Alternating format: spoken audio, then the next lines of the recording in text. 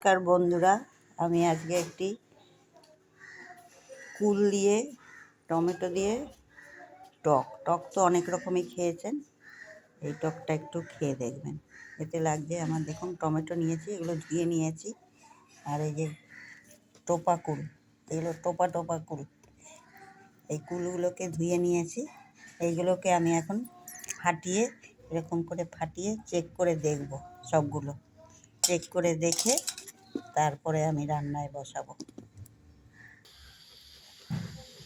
দেখুন বন্ধুরা, এই যে কুলগুলোকে আমি সব ফাটিয়ে নিয়েছি চেক করে। এর ভেতরে পোকা থাকে অনেক সময়। আর টমেটোগুলোকে কেটে রেখেছি।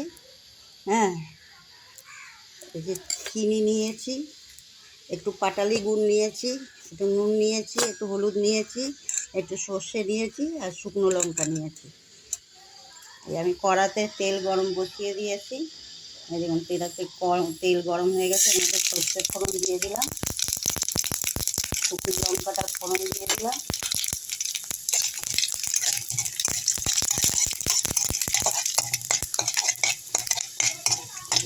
এটা ভাজা হয়ে গেছে।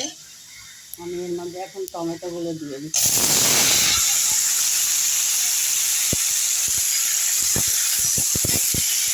টমেটো দিয়ে দিলাম, এর মধ্যে একটু হলুদ গুঁড়ো দিয়ে দিলাম, পরিমাণ মতো নুন দিয়ে দিলাম। এটা এখন টমেটোটা একটু মজুক, তারপরে আমি কুলটা দেবো। এই দেখুন টমেটোটা মজে গেছে। এবার আমি এর মধ্যে কুলটা দিয়ে দেবো।